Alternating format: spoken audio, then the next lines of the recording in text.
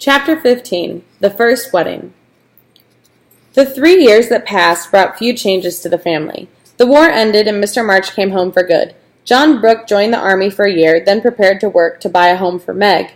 Meg spent her time working and waiting. She and John sat together in twilight every night, talking over their plans and dreaming about their future. Joe never went back to work for Aunt March. The old lady had taken a fancy to Amy and offered her drawing lessons in exchange for taking Joe's place. So Joe devoted herself to writing and to Beth, who remained delicate long after the fever had passed.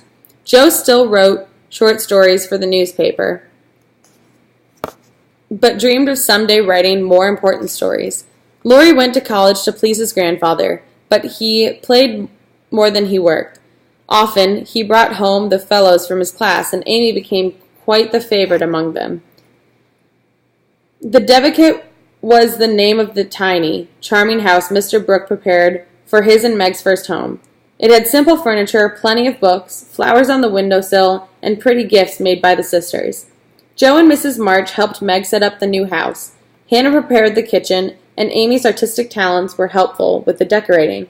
Even Aunt March, who had a change of heart, stocked the new linen closet for her niece.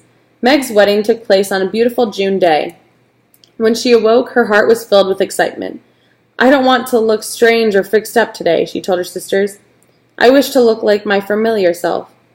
So she wore a wedding gown she'd made herself, and the only ornaments she wore were lilies of the valley, John's favorite flower.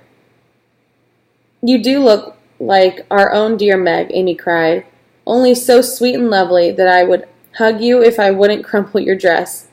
"Then I am satisfied," Meg replied. "But please hug and kiss me, everyone, and don't mind my dress." She opened her arms and hugged all her sisters at once. There were to be no ceremonious performances. Everything was to be as natural and homelike as possible. A silence fell as the young couple took their place under the green arch.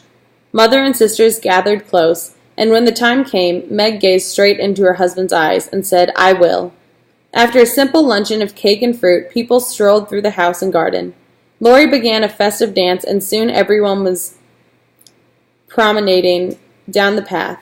The little house was not far away, and the only bridal journey Meg took was the quiet walk with John from the old house to the new. When she appeared in her new suit and bonnet, she said a bittersweet goodbye to her sisters. They stood watching, with faces full of love and hope, as Meg walked away with her new husband and her arms full of flowers. And so began Meg's married life.